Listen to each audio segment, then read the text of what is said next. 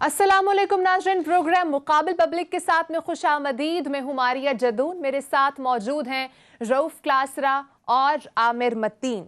LNG मामला, शाहिद हक्कान अब्बासी और नदीम बाबर दोनों की चोरियां पकड़ी गईं। मुबाहिसे में आने वाले शाहिद हक्कान अब्बासी को खुद एतमादी ले डूबी। LNG मामले पर नदीम बाबर ने क्या झूठ बोले और शाहिद हक्कान अब्बासी ने इसहाक डार को किस तरह फंसा दिया, प्रोग्राम में आपको बताएंगे। नाज़रीन, बात करेंगे हुकूमत गिराने वाले खुद गिरने लगे।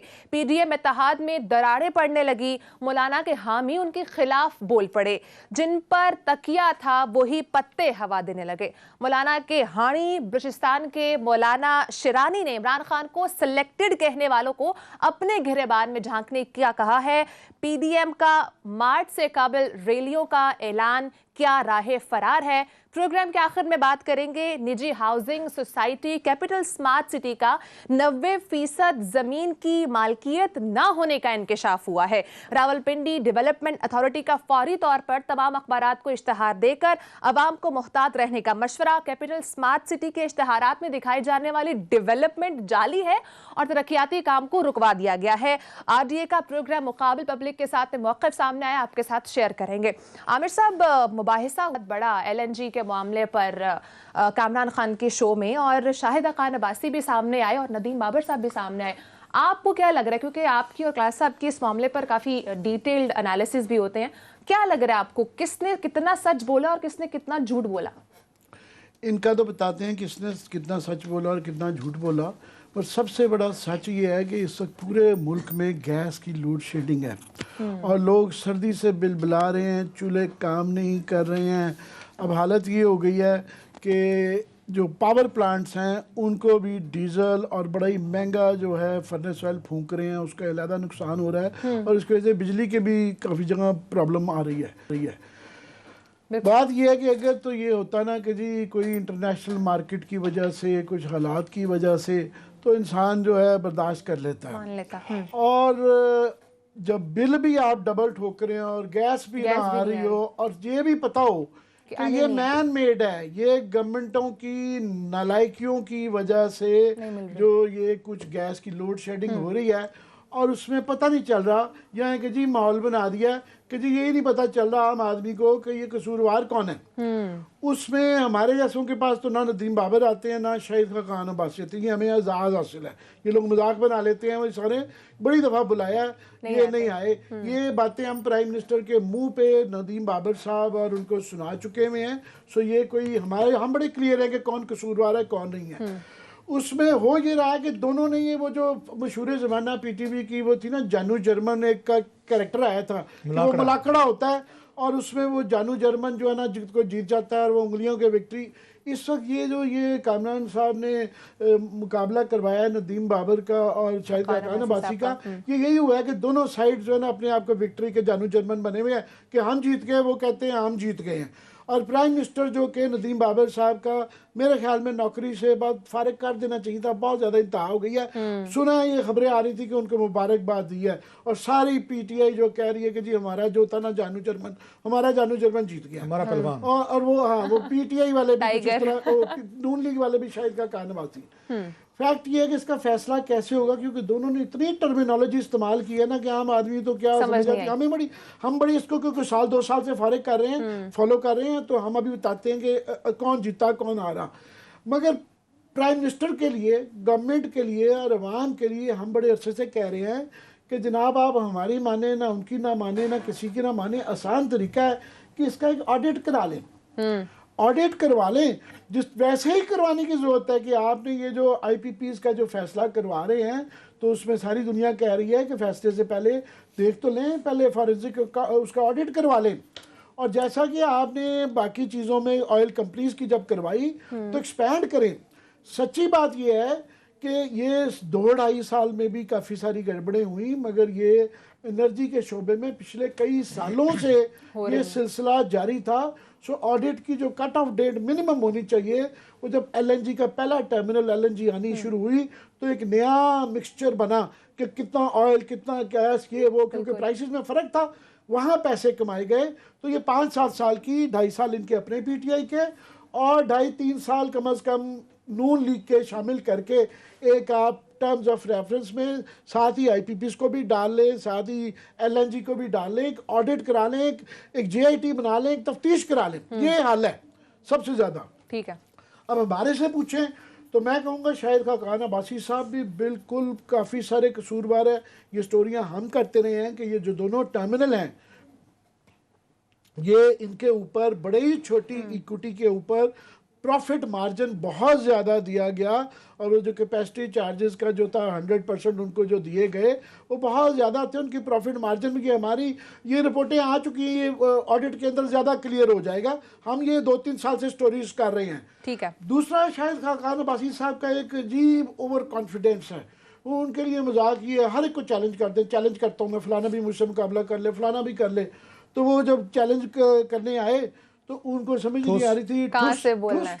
और मैं समझता हूँ मिफ्ता इस्माइल जो होते हैं उन पर भी काफ़ी उंगलियां उठती हैं, हम उठाते हैं, मगर वो बहुत बेहतर परफॉर्मेंस देते थे। उन्होंने शायद खाकान अब्बासी साहब को समझ ही नहीं आई कि अपनी जो जायज़ पॉइंट थे वो भी उनसे डिफेंड नहीं कर सके, जिसकी वजह से नदीम बाबर साहब लगे कि जनाब वो कोई बहुत बड़े विक्टिम हो गए। इसमें शायद खाकान अब्बासी साहब और पीएमएलएन के 2-2.5 साल के अंदर भी ब्यूरोक्रेसी एंड पॉलिटिशियंस शामिल थे। इसके अंदर 2.5 साल में भी इनके पास कोई बहाना नहीं है पीटीआई के पास कि ये विक्ट्री के निशान बनाएं और नदीम बाबर और उमर यूब को भी शामिल करें, और सबसे ज़्यादा असद हयाउद्दीन साहब जो सेक्रेटरी हैं उनको भी शामिल करें कि ये मैन मेड जो लोड शेडिंग्स जो हो रही हैं, गैस की, बिजली की, और रेट ज़्यादा है और चोरी जो नहीं कंट्रोल हो रही, इसके अंदर ये जिम्मेदार है। नदीम बाबर साहब ने 3-4 बड़े झूठ बोले। मैं शायद खाकान अब्बासी साहब का ये नहीं है, यहाँ पे ब्लैक एंड वाइट नहीं है कि एक सच्चा है झूठा है, यहाँ दोनों पार्शली दोनों ही कसूरवार है। इन्होंने 3-4 जो झूठ बड़े नदीम बाबर साहब ने बोले टीवी के ऊपर, बिल्कुल, क्योंकि वो ट्विस्ट कर रहे थे ना फिगर्स। स्टैटिस्टिक इस तरह होते हैं जिस तरह मर्जी ट्विस्ट कर ले, आम आदमी को नहीं पता। मुझे तो हैरानी हुई कि शायद खाकान अब्बासी साहब को भी नहीं समझ आ रही थी कि ये फिगर्स किस तरह से। बहरहाल सबसे बड़ा उन्होंने ये झूठ बोला नदीम बाबर साहब ने, उन्होंने एकदम फिगर कर दिया कि आप ये जो कह रहे हैं कि सर्दी में हमने लेट की, तो हमारा जो हमने बाइंग की थी जो विंटर कार्गोज की एलएनजी की, तो वो हमारा रेट $6.34 था, ये उन्होंने कहा, और आपका $8 था। क्या वो बिल्कुल फैक्ट्स ठीक थे उनके, मगर गलत ये इसलिए था कि ये बताना भूल गए कि जनाब ये ऑयल की प्राइसेस फ्लक्चुएट करती हैं। जब नून लीग की बारी थी जो $8 था, उस वक्त जो पेट्रोल का रेट था वो $75 डॉलर का एक बैरल था। इनके दौर में $42 का, $25 से $42 के दरमियान फ्लक्चुएट कर रहा था, और कोरोना के दिनों में तो वो बिल्कुल ही $2-4 पे आ गया हुआ था। सो लिहाजा ये उसके ऊपर बेस्ड करके ना, ये आप ये जो एकदम इनका दुमका नहीं है, वो फैक्टर्स डिफरेंट थे, हालात डिफरेंट थे। तो ये नदीम बाबर साहब बिल्कुल झूठा था। उन्होंने शायद खाकान अब्बासी साहब को बेचारे को समझ ही नहीं आ रही थी। दूसरा उन्होंने कतर का जो कहा कि 75% जो है ना, उसके साथ वो जो कोट कर रहे थे, दरमियान में कतर का कई दफ़ा बेहतर नज़र आया, कई दफ़ा वो है लॉन्ग टर्म बहरहाल डील होनी चाहिए थी, और अब तो कतर से भी आगे जा चुकी हुई है। और दूसरा उनका जो झूठ था वो ये था कि बहरहाल जो हमने स्टोरी दी थी, और बाद में अच्छी बात है कि वो जियो ने भी और चैनल्स ने भी फॉलो की, उसी की लड़ाई चल रही है कि $200 मिलियन का तकरीबन जो है $34-35 बिलियन का जो रुपए का 30 से 35 अरब रुपए का जो नुकसान किया है नदीम बाबर साहब की वजह से कि इन्होंने जून जुलाई अगस्त में कार्गोज नहीं लिए। इन्होंने जब कार्गो था $4 का उस वक्त नहीं लिया, अब $7.5 का ये सर्दियों में ले रहे हैं, और 2 हफ्ते पहले ले रहे हैं, जबकि मिनिमम 35 दिन लगते हैं कार्गो को पहुंचते हुए। उसका नदीम बाबर साहब ने जवाब नहीं दिया, और वो फिगर्स में करके कि हमारा रेट ये था, एवरेज ये थी, औसत ये थी, ये जो इनसे गलती हुई और इतनी लेट कर दिया कि अब ये जो काफ़ी सारी लोड शेडिंग इनकी गलती की वजह से हो रही। तीसरा जो हम ये कहते रहे, और ये इनकी अपनी जो ऑयल कंपनीज की जो रिपोर्ट आई है उसके अंदर भी ये चीज़ आ गई है कि जब $2 का था, $4 का था, 10 साल के लिए, 8 साल के लिए हैजिंग कहते हैं उसको, कहते हैं हेज करना, कि आप फ्यूचर्स में बाय कर लेते हैं, आपको वो सही कह रहे हैं कि सर्दियों में वो $2 का रेट नहीं मिलता तो 4 का मिलता है, पर कम से कम जो आपको 8 का खरीदना पड़ता वो तो ना होता। तो ये सारी दुनिया ने, इंडिया ने, बांग्लादेश ने, सारी दुनिया ने ये सस्ता ऑयल उसी वक्त खरीद लिया था कि फ्यूचर के लिए भी हम अभी से ही प्लेस कर रहे हैं, वो थोड़ा सा ज़्यादा रेट होता। मगर इन 3 जातों के जवाब नहीं दिए।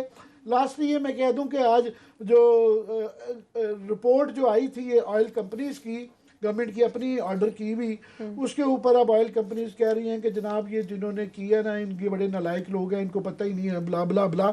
यही होता है कि पहले जब रिपोर्टें आ जाती हैं पिछली गवर्नमेंट की तो पिछली गवर्नमेंट की हो जाती है, जब आपकी अपनी आती हैं तो आप कहना शुरू कर देते हैं कि अब जब आपकी बारी आई है कि आपको सजा मिले या आपको जुर्माने हो तो अब कहना शुरू कर देते हैं कि जनाब ये बड़े नालायक लोग थे। जैसा कि पनामा की जब बनाई गई तो नून लीग वाले यही कहते थे, ये वाजिद साहब था जी उनका नाम, वाजिद ज़िया साहब के नाम और बुलाने जितने लोग थे, तो ये भी अपनी गवर्नमेंट में इनके ही लोग कहना शुरू हो गए कि हमारी इंक्वायरी रिपोर्ट के जिन्होंने की है ना वो बड़े नालायक लोग हैं। क्लास साहब आपको क्या लग रहा है, सर आमिर साहब ने बोला है कि अगर दोनों का मवाजना करना है तो ऑडिट रिपोर्ट करवा लें, आप क्या सजेशन देंगे?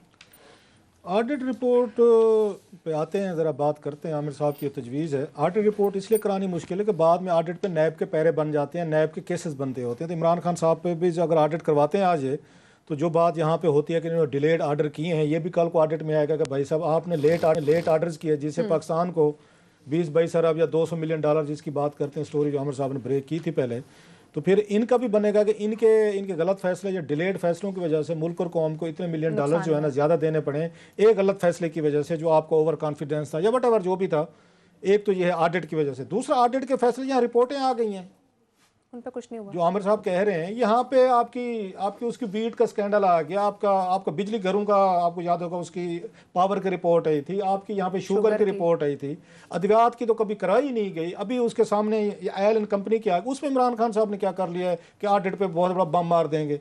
ऑडिट सिंपली एक आप कह सकते हैं रेफरेंस बन जाता है कि वहाँ पे उस रिकॉर्ड पे आ जाती हैं चीज़ें, वो पब्लिक अकाउंट्स कमेटी को जाती हैं, आके हम उसको रिपोर्ट करेंगे, मीडिया रिपोर्ट करेगा, 2-4 दिन यहाँ पे थोड़ी सी हलचल मची रहेगी, हम भी कह सकेंगे देखा हम नहीं कहते थे, वो चीज़ ऑडिट में आ गई। अदरवाइज ऑडिट की बुनियादों पे कोई हुकूमतों के बड़े जो हैं अगर किसी को पनिश करना हो तो और चीज़ है, कोई और आ जाए मुखालिफ हुकूमत। अदरवाइज इमरान खान साहब ने अब तक ये 4-5 जो रिपोर्ट्स हैं कुछ नहीं किया। अभी भी उन्होंने एल पे जो आई है, अभी ये पिछली मीटिंग हुई थी उसकी प्रोसीडिंग का मुझे किसी से बात हो रही थी, तो वहाँ पे फिर कमेटी बना दी है, हर चीज़ पर उन्होंने कमेटी बनी। शुगर पे अलहदा बना दी कमेटी, उसके बाद आपको वीट पे अलहदा बना दी, अब एल पे उन्होंने अलहदा बना दिया। पावर वाली तो रिपोर्ट ही गायब कर दी गई ना, जिसमें 200 बिलियन रुपीस था, जिसमें इनके मिनिस्टर्स भी इन्वॉल्व थे। कभी आपने कभी सुना उसके बाद पावर वाली रिपोर्ट क्या गई? इन्होंने कहा ना हम उनके साथ निगोशिएट कर रहे हैं, और भाई उनसे आपने अगर आके पैसे कोई काम भी करवाए तो 6 दफा तो बिजली की कीमत बढ़ा चुके हैं, उसके बाद आप तो फायदा क्या होगा? न्यूट्रलाइज हो गया सारी की सारी चीजें। आपने अगर 10 रुपए काम किया तो 12 रुपए आप तक बिजली बढ़ा चुके हैं। ये तो एक चीज़। दूसरी मैं बात हूँ जरा शाहिद खकान अब्बासी साहब और जो मुलाकड़ा जो आमिर साहब कह रहे जानू जर्मन का टाइप लगा है, और जैसे इन्होंने कहा ये हम भी वहाँ देहातों में करते होते थे, जब हम जाते थे ना कुश्तियाँ वगैरह मेले शेले, मुझे अच्छी तरह याद है जब हमारे गाँव का कोई पहलवान जाता था 2-2 खेलने के लिए करने के लिए, हमें फील होता हमारा पहलवान जरा थोड़ा सा अभी नीचे आने वाला है, तो हमने जाकर धूड़ मिट्टी उठानी और उठाना, कंधों पे रख के नारे मारना, जीत गया, उन्होंने अपना उठा लेना, हमने अपना उठा लेना। जब हमें पता होता था हमारा पहलवान गया, तो काम यहाँ पे वही कुछ हुआ है, उन्होंने अपने अपने पहलवान उठा लिए सर पे।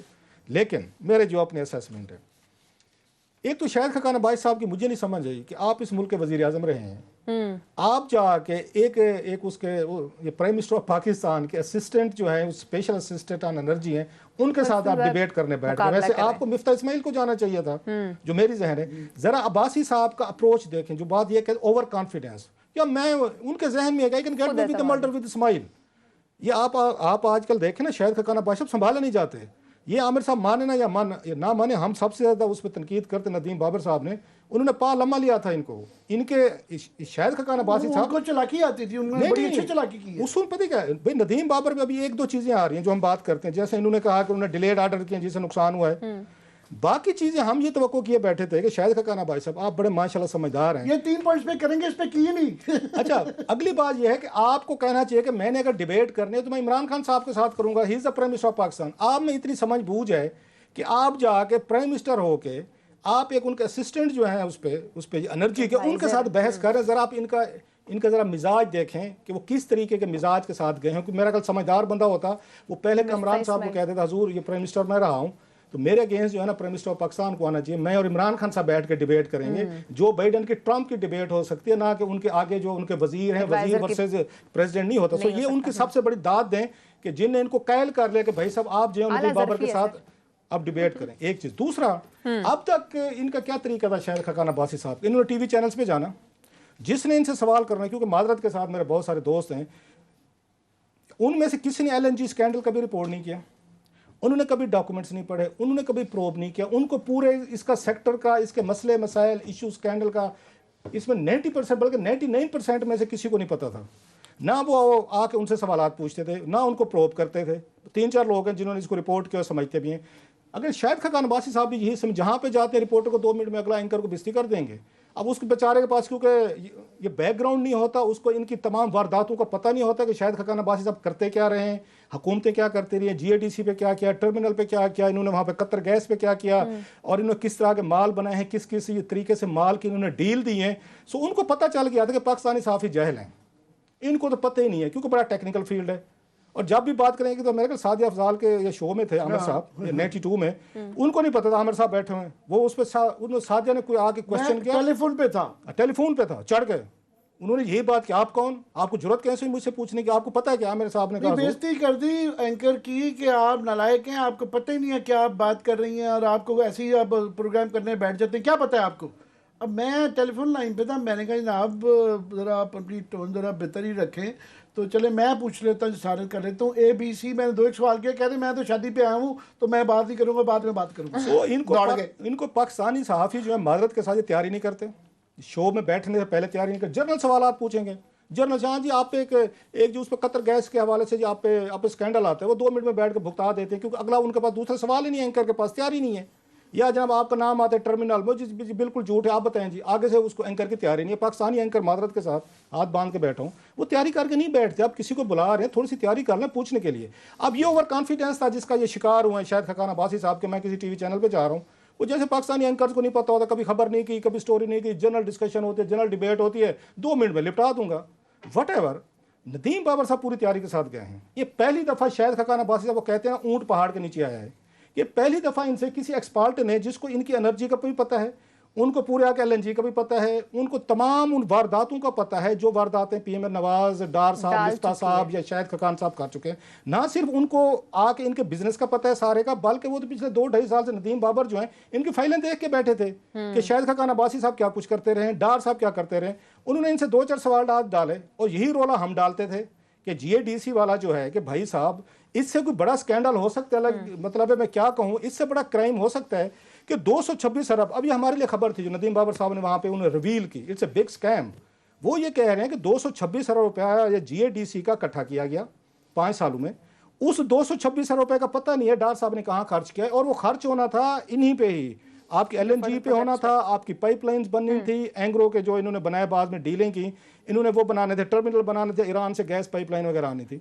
वो ये कहते हैं 226 अरब रुपये जो था वो किधर गया है। इनसे सुई सौदरन ने पैसे मांगे कि भाई साहब हमने पाइपलाइन डालनी है। डार साहब की देखें, ये बहुत बड़ा क्राइम है जो उन्होंने किया। उन्होंने कहा मेरे पास पैसे तो नहीं है, आप जब बैंकों से ले लें। उन्होंने 100 रुपये बैंकों से लिया, जिस पे 150 रुपये जो अगर 250 इंटरेस्ट है, मतलब 250 अरब टोटल उनको वापस करना है।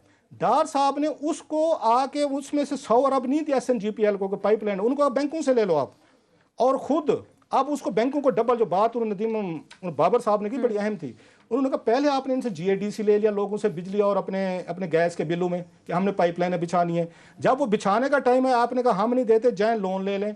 आपने लोन ले लिया, अब लोग जो है लोन के पैसे भी दे रहे हैं बिलों में, वो GADC भी आपको पहले दे चुके हैं। और दूसरी बात यह है, डार साहब जो हैं इन्होंने मेट्रो बनानी थी इस्लामाबाद की 50 बिलियन रुपीज़ की, क्योंकि इसमें कमीशन खाना था ना, उसके पैसे थे। ज़रा देखते हैं, आपने मुल्तान की मेट्रो डाली 30 अरब की, जिसकी ज़रूरत ही नहीं थी आपको सर, आपने वहाँ भी पैसे डाल दिए। आपने ऑरेंज ट्रेन बनानी थी, लोन लेके कर्जे लेके $2.5 अरब की वगैरह वो बना ली। जो पाइपलाइन है जहाँ पे पूरे पाकिस्तान का आपकी बिजली बननी है, आपकी गैस बननी है, आपको फर्टिलाइजर प्लांट चलने हैं, आपका सारे का सारा डोमेस्टिक आपको वो चाहिए, उसके लिए डार साहब के पास पैसे नहीं है। वो कहते हैं मेरे पास इसके पैसे नहीं है। और एक और अगर शाहिद खकान अब्बासी साहब को, आई वाज लाफिंग कि यार ये बंदा हमारे मुल्क का वज़ीर आज़म रहा है, वो पता क्या कहते हैं, जब बात हुई उसकी कि ये जो आपके टर्मिनल हैं डेली आप उनको ये $5 लाख दे रहे हैं और इसके आगे बनते हैं साल के $175 मिलियन के करीब, तो पता मसूफ क्या फरमाते हैं? उन्होंने कहा जनाब ये कौन सा हुकूमत पाकिस्तान ने ये $175 मिलियन देना, ये तो सार्फिन दे रहे हैं। अब जरा अंदाजा करें, अंडरस्टैंड है, भाई साहब सार्फिन बिल्लू में दे रहे हैं और हुकूमत पाकिस्तान को अदायगी की जा रही है जो आपने उनके साथ डील की थी।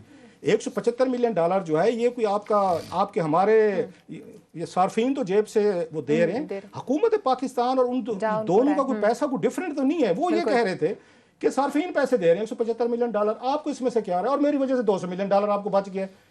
दुनिया में कभी हुआ है कि $130 मिलियन के अगेंस्ट आप $1.5 बिलियन का आप उनको प्रॉफिट दे रहे हैं?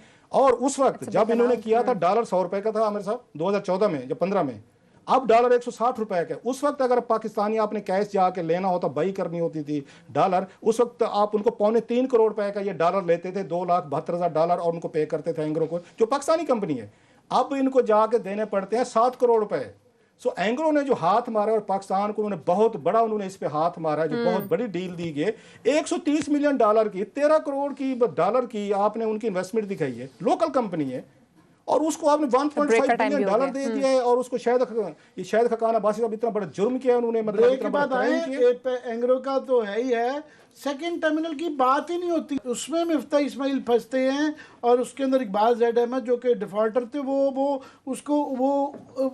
उनको दिए ही नहीं जा सकता था। ये आप आए जरा ब्रेक लें। ब्रेक के बाद नाज़रीन इस पे बात करेंगे। ब्रेक के बाद नाज़रीन हम पीडीएम के इत्तेहाद पर बात करेंगे जो डगमगा रहा है, क्योंकि पार्टीज के अपने अंदरूनी मामलात खराब हो रहे हैं, इसका क्या इफेक्ट हो सकता है और पीडीएम के इत्तेहाद को क्या नुकसान हो सकता है। इसे ब्रेक के बाद इस पर भी बात करेंगे, साथ रहिएगा।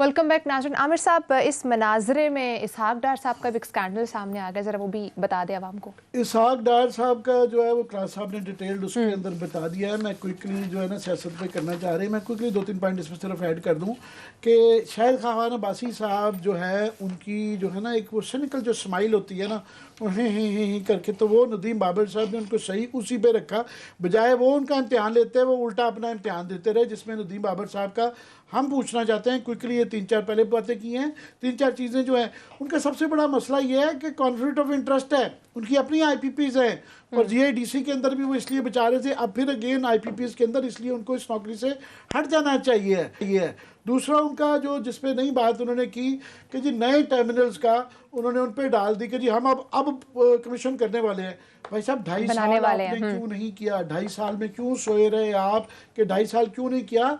और टर्मिनल्स का कोई फ़ायदा नहीं है जब तक पाइपलाइन नहीं होगी। टर्मिनल से आगे जब आपने गैस लेके जानी है, सुई गैस की और उसकी जो पहले पाइपलाइन है वो ऑलरेडी फुल हो चुकी हुई है, आपको पाइपलाइन चाहिए। पाइपलाइन मिनिमम 2.5 से 3 साल लगेंगे, जो कि PTI गवर्नमेंट में नहीं होगी। इसका मतलब ये 2-3 साल आगे भी यही सिलसिला ऐसा ही रहेगा। लास्टली क्विकली मैं कह दूं कि वो बार बार कहते रहते हैं कि जी इनका कसूर था कि LNG जो थी ना, इन्होंने पेट्रोलियम प्रोडक्ट बना दी। ओ भाई आप गवर्नमेंट है, एक दिन में 50 ऑर्डिनेंस पहले दे चुके हैं, एक ऑर्डिनेंस दें आप कि आज से जनाब LNG जो है वो गैस के उसमें चली जाएगी, ये पेट्रोलियम प्रोडक्ट नहीं है। ये क्या बात है कि 2.5 साल पहले इन्होंने ये किया था? चेंज करें, आपको अपनी गवर्नमेंट है, जो मर्जी करें। लास्टली GIDC का बड़ा अच्छा किया उन्होंने, पिछली गवर्नमेंट का बड़ा ठीक पॉइंट आउट किया, पर मैं बड़ा विंडिकेट महसूस किया क्योंकि ये तुम मानते ही नहीं थे GIDC का, और अपने उनके भी पैसे और इनके दौर में भी जो पैसे इकट्ठे हुए वो ये दोनों गवर्नमेंटें खा रही थी।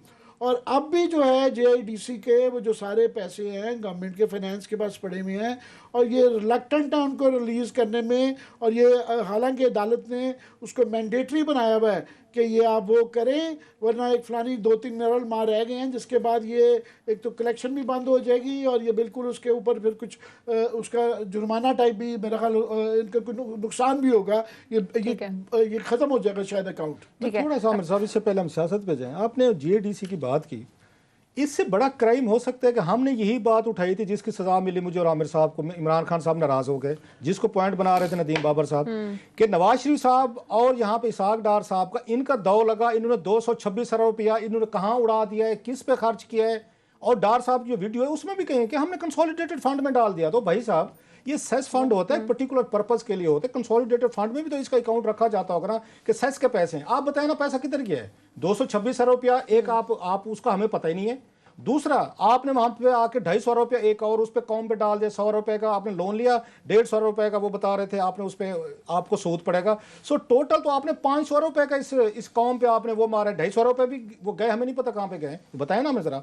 और ऊपर से आपने उनसे बैंकों से लोन भी ले लिया है। और तीसरे, जो शाहिद खकान अब्बासी साहब, अगर इस मुल्क में कोई इंसाफ होता, कुछ थोड़ी सी, मुझे ख्वाजा आसिफ याद आ रहे हैं, कुछ ग्रेस, कुछ शर्म हया होती, हमें होती, मैं कहता हूँ हमें मीडिया के लोगों को। और भाई साहब अभी जो लग रहे हैं, अभी अगर नहीं भी लगे, वो खुद मान रहे थे, वो जो टर्मिनल लग रहे हैं वो मुफ्त में लग रहे हैं। मुफ्त से मुराद है वो हुकूमत से डेली $2,72,000 नहीं लेंगे, वो $2,24,000 नहीं लेंगे।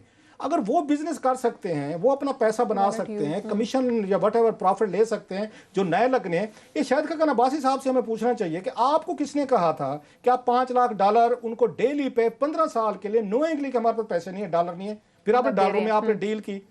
ये शाहिद खकान अब्बासी साहब जो इस मुल्क के साथ करके गए हैं, और ये मुफ्त में नहीं किया होगा इन्होंने। ये भाई साहब जो जाके हर एक एंकर की बेइज्जती करके आ जाते हैं ना, और आगे से हमारे एंकर बेइज्जती करवा लेते हैं सियासत पे, टॉपिक पे, इनसे जरा ये सवाल जरा पूछें कि एक्सीलेंसी $130 मिलियन आपने खुद नहीं निकाला, $1.5 बिलियन आपने उसको एंगरों को दे दिया। वाई डेली का 2,72,000 एक आपने वहाँ टर्मिनल लगाना था, उसकी रिगैसिफाई करनी है आपके लिए। आप पीएसओ को कहते हैं, SNGPL को कहते हैं कि ये आपको, आप ये काम खुद कर लें। लोकल कंपनी को आपने डॉलरों में डील दी है, वो बंदा बैठ के भाषण देते हैं हमें, और वो बंदा बैठ के डिबेट में अपने आके उसके हामी कहते हैं हमारा शेयर जीत गया शेयर। इन्होंने मिल के, डार साहब ने और ये शाहिद खकान अब्बासी साहब ने, इनके अपने क्राइसिस अपनी जगह पे, हम इनकी बात करते रहते हैं मौजूदा हुकूमतों के अपने कन्फ्लिक्ट ऑफ इंटरेस्ट, GADC पे जो कुछ अंडरस्टैंडिंग है। अदरवाइज पाकिस्तान को मौजूदा जो सबसे बड़े क्राइसिस आप फेस कर रहे हैं, ये सारे इसके, ये भाई साहब हैं जी, हमें करके गए हैं। ये महंगे इन्होंने टर्मिनल करके गए, और 15 साल के लिए करके गए। अपनी पार्टी को, आमिर साहब को याद आ जाएगा, लास्ट होगा, मैं लास्ट बात को, इन्होंने पॉलिटिक्स में बात करनी है। इन्होंने बताया, चौधरी शुजात हुसैन साहब ने बताया था, एक दफ़ा मुलाकात हो रही थी, जब इन्होंने आके 500 मिलियन यूरो फ्लोट किए थे इसाक डार साहब ने, वहाँ पे 8.25% पे लिए थे, महंगा दुनिया का तरीन कर्जा। उन्होंने क्या सी, उन्होंने 3 लोगों के नाम बताए थे, चौधरी शुजात साहब ने, आपको याद होगा। उन्होंने कहा जनाब ये जो यहाँ से इन्होंने इतने महंगे खरीदे थे, ये रूलिंग लीड थी उस वक्त नवाज शरीफ साहब के दौर के, उन्होंने 3 लोगों को कहा ये सारे पैसे जो है ना मोस्टली इन लोगों ने खुद इन्वेस्टमेंट किए, दुनिया के महंगे तरीन बांड लिए। क्यों? इसका उन्होंने कहा प्रॉफिट जो है ना 3 लोगों को जा रहा है। तो ये सारे का सारा बैठ के मिलकर इन्होंने काम किया। आज बैठ के जनाब वो शाहिद खकान अब्बासी साहब होलर दैन पोप बन के वो बैठे हुए हैं, और एक भी उन्होंने वहां पे मुझसे अगर पूछें, इतनी नलायक उनकी परफॉर्मेंस थी। एक former prime minister of Pakistan हो, 4 साल पेट्रोलियम मिनिस्टर रहो, और नदीम बाबर हैं और आपको लम्मा पा लें, और आपसे किसी बात का जवाब ही ना दिया जा रहा हो, उल्टा आप उन पे गुस्से कर रहे हो, बोलने ना दे रहे हो। Very bad performance. नदीम पे, ये बाबर साहब पे मेरे 1001 इतराज़ात हमने किए भी हैं, GADC पे आमिर और मैंने किए हैं। लेकिन अगर मुझसे पूछे ना सर, बिल्कुल अब्बासी साहब इस पूरे 1.5 घंटे में हार गए। हार क्या गए, हार छोटी सी बात है, छोटी सी बात है। अच्छा, माठे बढ़ गए। अच्छा नाज़रीन, थोड़ा पॉलिटिकल सिचुएशन में बात कर लेते हैं। जो हुकूमत गिराने की बात कर रहे थे वो आज खुद गए हैं। मौलाना के हामी जो है उन्हीं का उनके खिलाफ बयान आया। मौलाना अशरफी साहब कहते हैं कि जो इमरान खान साहब को सिलेक्टेड कह रहे हैं वो जरा अपने गिरबान में झांक लें। क्लास साहब, आपको क्या लगता है, जो अभी लास्ट में बस 2 मिनट है, मैं क्विकली कह देता हूँ। हम ये कह रहे थे, हमें यही डर था कि ये जो PDM वालों ने इतनी पिच पे ले गए थे और गवर्नमेंट गिरा रहे थे, हम इनसे ये कह रहे थे खुदा के लिए ज़रा औकात में रह के क्लेम करें, इतनी उम्मीदें ना दिलाएं, क्योंकि अगर आप वो ना कर सके तो ये गवर्नमेंट उसके बाद मौका दे देंगे PTI को आप और इस्टेब्लिशमेंट को कि आपका वो कीमा बना देगी। इस वक्त इनका कीमा बन रहा है। हालत ये है इस वक्त PDM का सारी का देखें ना, आवाज़ें नून लीग से आ गई हैं, तितर बितर लड़ाई शुरू हो गई। मैं कह रहा था ना ये टूट जाएंगे, इस्तीफों से पहले ही मसला बढ़ गया है कि वो जावेद नतीजा कह रहे हैं 6 लोग हैं, वो इधर उधर खेल रहे हैं, वो सारों के एक दूसरे के मुतल्लिक़ मुतज़ाद बयान आ रहे हैं, और वो शहबाज शरीफ डिफरेंट उसके वो मैसेजेस भेज रहे हैं, वो डिफरेंट आ रहे हैं। तो इस वक्त नून लीग के अंदर जो है ना इंतशार नज़र आ रहा है। पीपल्स पार्टी में आज खुर्शीद शाह साहब कह रहे हैं कि डायलॉग बड़ा ज़रूरी है, और वो बिलावल कहते हैं नहीं डायलॉग नहीं हो सकता। इस्तीफों के मतलब उनके भी मुतज़ाद बयान आ रहे हैं। कारा साहब कोई कहता जी क़यादत फैसला करेगी, कोई कहता हम देंगे, कोई कहता नहीं देंगे। और सबसे बड़ा JUI का, ये हमें पता था कि मौलाना जो है ना वो बहुत ज़्यादा ऊंचा उड़ रहे थे। उन्होंने ये JUI बहरहाल हमेशा से इस्टेब्लिशमेंट की पार्टी रही, हमेशा राइट साइड ऑफ पावर पे रहे। इनके अंदर वो MRD के दिनों में जो है ज़रूर इनका थोड़ा सा एंटी इस्टेब्लिशमेंट रूल रहा था। उसके बाद से 40 साल से ये उनके बगल बच्चा हैं। वो अभी यही हुआ है कि बलूचिस्तान की पार्टी ने पहले ही, आप देखें ना, JUI एक हज़ारवी ग्रुप बन गया था, फिर सिमिलर ग्रुप बन गया था, ये रिसेंटली नजरियाती ग्रुप बन गया था इन्होंने। अब वो जो है ना आज शिरानी साहब खड़े हो गए हैं। क्यों? आगे आ रहे हैं सेनेट के इलेक्शन, ये मौलाना साहब हमेशा फैसला करते थे कि एक आधा कभी तलाल साहब को जो है, क्या नाम है उनका, तलाल ही है ना, नहीं सेनेट तला महमूद साहब को दे दी, कभी स्वाति साहब को दे दी। वो ये बलोचिस्तान वाले कह रहे हैं कि हम फैसले अपने करेंगे, ये सिर्फ सेनेट का इलेक्शन भी है, प्लस ये एकदम से आपने देखे ऑनस्लॉट आ रही है। तो सारी पीडीएम के ऊपर, क्योंकि लाहौर का जलसा फेल हुआ है, उसका ये नतीजा है। इस पे मैं क्लास साहब से भी ब्रेक के बाद कमेंट लूंगी। ब्रेक के बाद नाज़रीन हम बात करेंगे किस तरीके से कैपिटल स्मार्ट सिटी आवाम को झूठी मूठी डेवलपमेंट दिखा के उनसे पैसे बटोर रही है, इतना बड़ा माफिया सामने है। ब्रेक के बाद से भी बात करेंगे, साथ रहिएगा।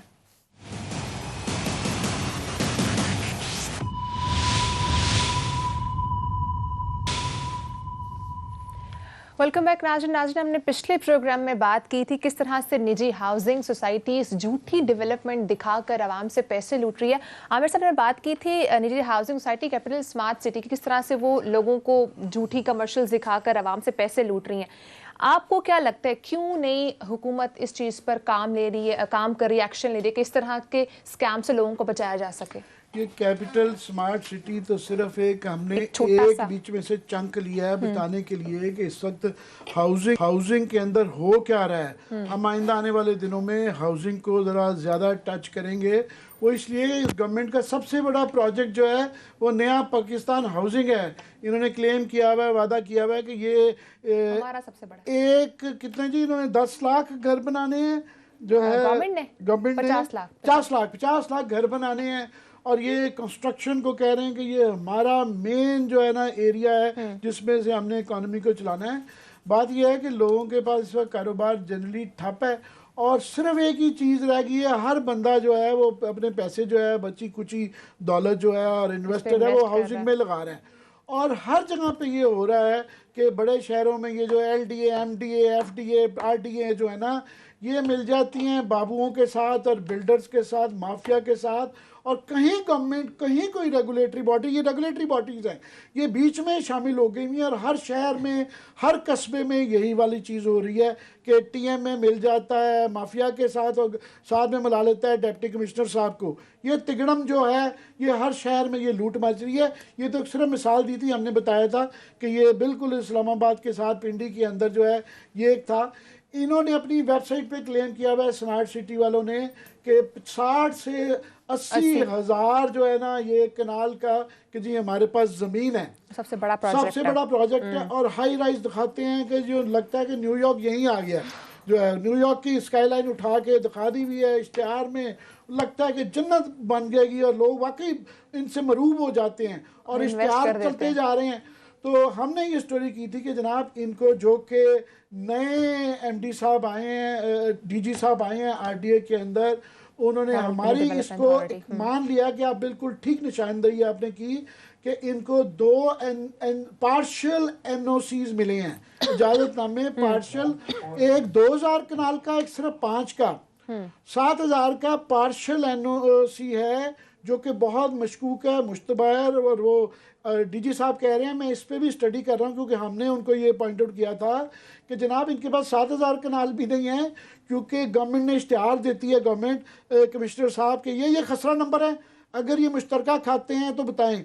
इनके वो 99% मुश्तरका खाते हैं, यानी तकरीबन बगैर किसी पैसे के इन्होंने अरबों खरबों लोगों से पैसे इकट्ठे कर लिए हैं और टीवी पे इश्तिहार दिखा के ये सिलसिला चल रहा है। और इनके पास ज़मीन है ही नहीं है और लोगों ने पैसे दे दिए और वो इनको इजाज़त जो मिली हुई है पार्शल, वो सिर्फ 2 मंजिला की मिली हुई है। ये इतनी बड़े दिखाते हैं, बड़ी बड़ी बिल्डिंगें हैं और बड़ी बड़ी सड़कें हैं, बड़ी बड़ी लाइटें हैं, ये सब फ्रॉड है। ये अब खुद RDA ने प्रेस रिलीज इशू की है कि ये धोखा दे रहे हैं, इनके इश्तिहार भी ना चलाए जाएं और लोग हमारे से पूछें।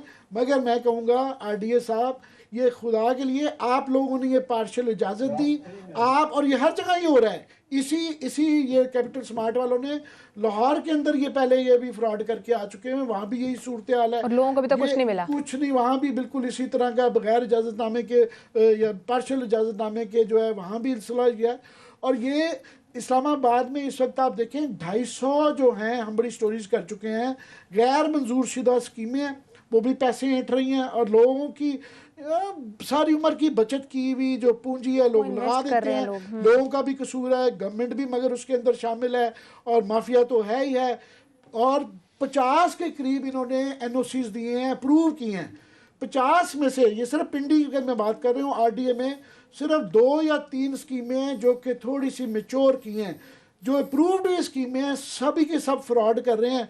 और यहाँ गवर्नमेंट, यहाँ CDA में भी यही हो रहा है, RDA, LDA, MDA, FTA, और ये जो छोटे कस्बों में और चले जाएं छोटे शहरों में भी, जेलम, कारियाँ, हर जगह ये वाला हो रहा है। तो खुदा के लिए पहले ये पॉलिसी है अपनी नया पाकिस्तान हाउसिंग से पहले कोई इसको ठीक कर ले। क्लास साहब लास्ट 2 मिनट से मैं चाहूँगी जरा अपना टेक दे दे, टाइम जाए के बड़े लोग जब शिकार के लिए जाते होते हैं ना, एक हांका होता है, हांका जो होता है कि जनाब शिकार जो है ना उसको आपने एक आगे मखसूस उसमें से जगह में से गुजारना होता है। और जब उसके जो बड़े लोग होते हैं वो दूर से लगा के बैठे होते हैं, वो उनको फिर गोली मारते हैं या उनको ताकुब करते हैं। समटाइम आई फील मीडिया के लोग ने यही कुछ करते हैं। हम शिकार को तैयार करके हांका शाका लगा के, ये जो ऑफिसर है ना ब्यूरोक्रेसी, RDA हो, CDA हो, MDA हो, LDA हो, ये जो जिन साहब ने भेजे है ना, मैं उनकी शान में कोई गुस्ताखी नहीं कर रहा, अच्छे अफसर होंगे।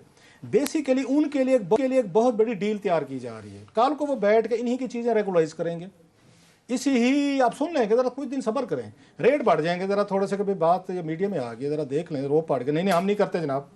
पूरी ब्यूरोक्रेसी यही करती है, पूरे ऑफिशियल यही करते हैं, यही इनके साथ ये तय होंगे, रेट तय होंगे। सर आप मुझे बता दें, आमिर साहब और मैंने कितनी सारी यहाँ पे चीज़ें की, हर यहाँ पे हाउसिंग सोसाइटी बड़े बड़े प्रोजेक्ट्स है। अल्टीमेटली क्या होता है, रेगुलाइज कर दो जनाब, आप ऐसे करो, जुर्माना दे दें, और जुर्माने के साथ जो अपना कमीशन लेते हैं। मैं अभी भी कहता हूँ ये भाई सब नए नए आए हैं ना, जरा सब्र करें, ये कुछ महीने बाद ये ना रेगुलाइज हो जाएंगे और ये 1001 रीजनिंग देंगे आमिर साहब को कि भाई साहब इनको रेगुलाइज अब बंद किए, क्या करें सर जी। सो बेसिकली सर हम शिकार तैयार करके ना RDA को, MDA को, CDA को देते हैं, वो मर्जी से हमारा दबाव इस्तेमाल करते हैं कि भाई साहब मीडिया हमारे पीछे लग गया, क्या करें। तो अब आपने काम करवाना है तो कोई हमारी चूंच गीली करें, तो सारा बंदोबस्त चूंच गीली होने के लिए हो रहा है। बहरहाल हमें लगे रहना चाहिए। मैंने पूछा हम पॉइंट आउट कर सकते हैं ना, कैसे किया, एक है वो हर कोई कहता है जी यूं करता है, उत्तो फोन आया सी, उत्तो फोन आया सी। अब ये मैं उत्तों वाले को कहना है खुदा के लिए कि आप भी ये चेक कर लें। हम शिकार फिर जलसों में जो आपके खिलाफ नारे लगते हैं ना, ये उत्तों फोन वाला ये चेक कर ले। हर जगह कह रहे हैं, कमिश्नर को भी फोन आया था, RDA को भी आया था, ये उत्तों वाले थोड़ा सा पांडा कर रहे हैं। वैसे DG साहब का मेरे को उन्होंने कहा जी इसको छोड़ें, बाकी स्कीमों में भी मैं आपको डिलीवर कर रहा हूं। आपने शिकार दे दिया है और उसको मौके पे ज़िबा किया जाएगा। सर जी वेट करें जरा। लेकिन इस तरह से आवाम को चूना नहीं लगाना चाहिए। इंशाल्लाह नाज़रीन आपसे कल मुलाकात होगी, अपना ख्याल रखिएगा, अल्लाह हाफ़िज़।